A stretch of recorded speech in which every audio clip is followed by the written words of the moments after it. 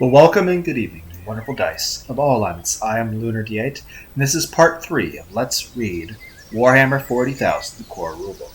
Right now, we're still in the lore, so where left off, we finished Legacy of Strife last video, and now we're going to read about the Age of Darkness. The Horus heresy tore through the Imperium in two, pitted brother against brother, and saw countless Imperial worlds burn.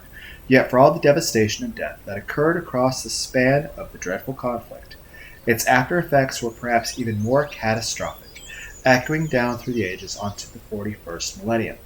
Many dreams died when the Emperor was sealed within the Golden Throne. Mankind was shorn of his guidance. Lost, too, was the wisdom of the Emperor's vizier, Malcador the Sigillite, who perished during the last battle for Terra. And more than half of the Primarchs lost either to death or betrayal.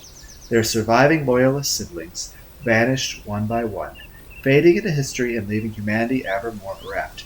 It was left to the High Lords and the Imperial cult to do what they could in the Emperor's stead. The Age of Darkness cost the Imperium its wisest minds, but more than that, it also shattered what certainties humanity had managed to rebuild. The secular Imperial truth was undone. Horus's dark pacts and otherworldly allies had exposed the malevolent Imperium for all to see. Only through brutal repression and religious dogma could this knowledge be prevented from corroding humanity's soul. Thus began a spiral of enforced ignorance that cost humanity dear. Trust, too, was a casualty of the heresy. The Space Marines had been humanity's protectors, the Primarchs its mightiest champions. If one as trusted as War Master Horus could turn, who amongst the Legion Astartes could ever be relied upon again? Historians point to such sentiments as the catalyst for the sweeping reforms that fragmented the Imperial war machine in the heresy's wake. It was the Ultramarines Primex Reboot, Goldman himself, who penned the Codex Astartes, the sacred text whose implementation saw the vast Space Marine legions split into parent chapters and their successors to ensure that never again could any one warlord wield such a concentration of martial might. The Imperial Army and Navy were both massively compartmentalized, spread across the Imperium's vast reaches, and commanded by layer upon layer of officers and bureaucrats. The Ordos of the Inquisition kept watch over humanity's rulers from the shadows, while draconian new laws aimed to ensure the rebellion on the scale of the heresy could never occur again. In the wake of the Age of Darkness, there was hope again for a time, albeit hope for a bloody-minded and insular sort, very different from that inspired by the Great Crusade. Yet, as the years ground on and brought new hardships and perils with them, that hope was replaced by unthinking authoritarian dogma and the simple determination to survive for survival's sake. There are those who say that though the body of the Imperium survived the Horus heresy and recovered from its wounds, the soul of mankind never did. The Long War. With Horus's death, the traitor legions fled. Some Imperial factions gave immediate chase. Others held back, seeking to consolidate their losses or salvage that which had been lost amidst the fires of war. The eventual campaign of pursuit and vengeance against the traitors is known to the Imperial historians as the Scouring, and appears to have been a drawn-out and bloody conflict. The traitor legions wrought havoc as they fled across the war-torn Imperium, before a vast majority plunged headlong into the warp interstice known as the Eye of Terror. The armies of the Imperium could not pursue into that region of ensorcelled madness, and so vowed instead to keep a watch in case traitors should ever return. It seems that even as humanity turned their attention to the other threats and to the healing of their shattered realm, the renegades struck ever more glorious pacts with the Dark Lord gods of chaos. Their Primarchs ascended to become demon demigods, and though their fractured legions fought bitter wars amongst themselves, none forgot their long war against the Imperium that made them. Soon enough, traitor war parties began to raid the Emperor's domain once again, reaving and burning, venting their hate upon those who had denied their victory. Yet these were but the opening sorties in a war that will only be over for the traitors when Terra lies in ruins.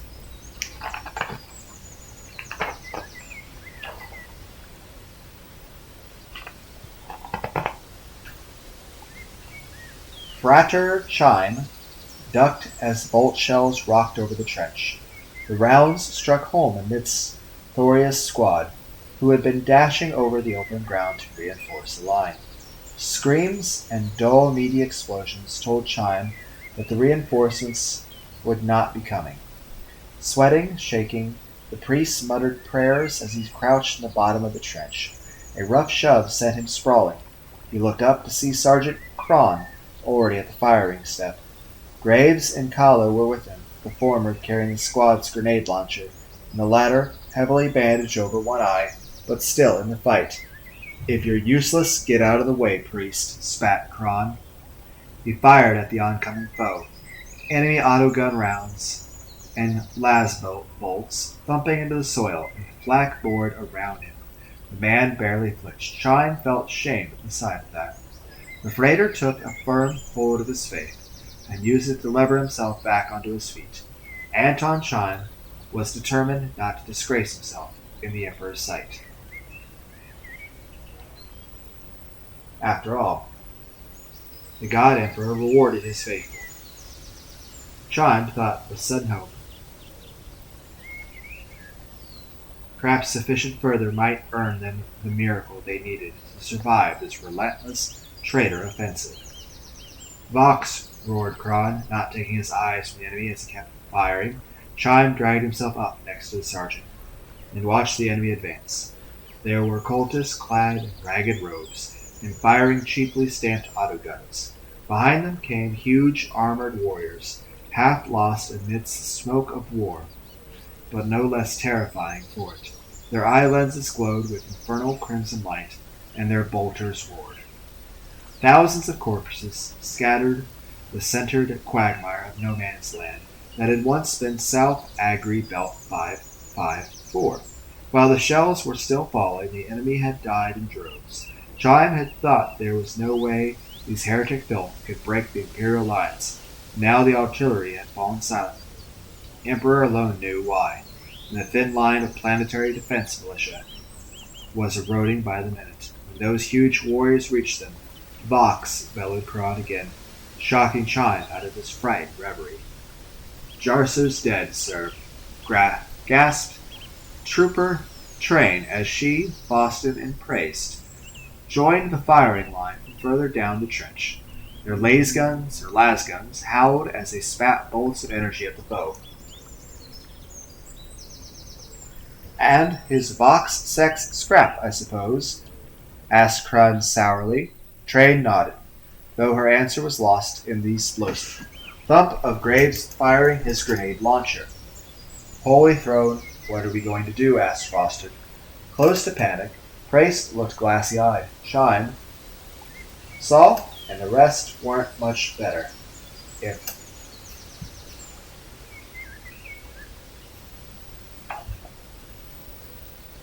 their morale collapsed, then any hope of survival would be gone.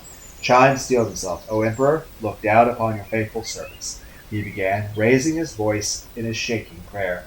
"Bless us this day with your solemn regard, for we fight in your name and offer all that we have for your cause." Around the Foster Crane squad took heart at the familiar prayer. Some joined their voices to his as they returned to fire against the advancing heretics. As they drew strength from him, so Chime drew strength from them. His voice became firmer and louder. "O mighty God Emperor, we ask you for the power to defeat those who are proven heretics in our sight. We beseech thee for thine aid in purging the unclean foe." Up and down the trench line, Chime could see other knots of frightened militiamen redoubling their efforts as his oratory carried to them. "Please, God Emperor, if we ever needed your miraculous intervention, it is now," he thought. "Please, please." And then to Chime's amazement he saw it. Trooper Price still stared in the middle distance as though hearing a choir that sang only to him, but now a halo of bright light was manifesting itself around his head and shoulders. Chime blinked. prayers faltering as the light grew stronger. What in the Emperor's name? Barked Kron. Yet even the withered sergeant had a note of awe in its voice as Trooper Price hauled himself up out of the trench and into no man's land. Bullets whined around him. None touched the blessed warrior. Bolt, shell, detonated feet in front of his face. Smoke and shrapnel billowing harmlessly around him. He is blessed, gasped Father Chine, rapture making him tingle as he heard a soft choral note hovering on the air. Again, louder he shouted, "He is blessed, the Emperor has blessed, a dieter praised." Several more Crane squad took up the cry, and James heard the sound echoed the line, his heart thundered with joy. The shouts redoubled as the priest lazily flicked out a hand and sent a streamer of holy light blazing into the midst of the foe. Chaos cultists burst into flames as it touched, screaming as they immolated, then blew apart in the clouds of ash. Chime recoiled in shock, then elation filled him, as he cheered as wildly as the soldiers around him. "We are delivered. The Emperor has sent us a saint." Priest gestured again, and then again. With each languid motion, another mass of heretics went up in flames. The front ranks of the enemies were scattering now, their momentum gone. They tumbled over one another. They fought and they clawed to escape this blazing avatar of imperial faith. When Trooper Kalos slammed back against the far wall of the trench, Chime jumped. The thought formed in his mind that she must have been shot. But then, the white fire consumed her. Suddenly he was reeling back, tasting her ashes, wiping them frantically from his eyes. It couldn't be. The thought repeated in his mind. An idiot mantra. It couldn't be. It couldn't be. Light blazed, the choral note soared higher, became a shriek. Through the dazzling glare, James saw Price lash out again and again, and his fire struck friend and foe alike. Yet now the supposed saint was burning too. Ethereal flames danced across his body. The trooper blurred as Chime stared at him aghast.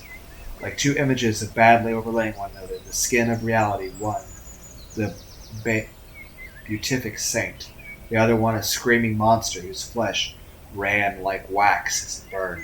Chime turned to run, just as the molten flesh shot forth in collecting tendrils wrapped around Sergeant Crane. The man's horrified shouts turned to gurgles as his bones cracked and white fire engulfed him.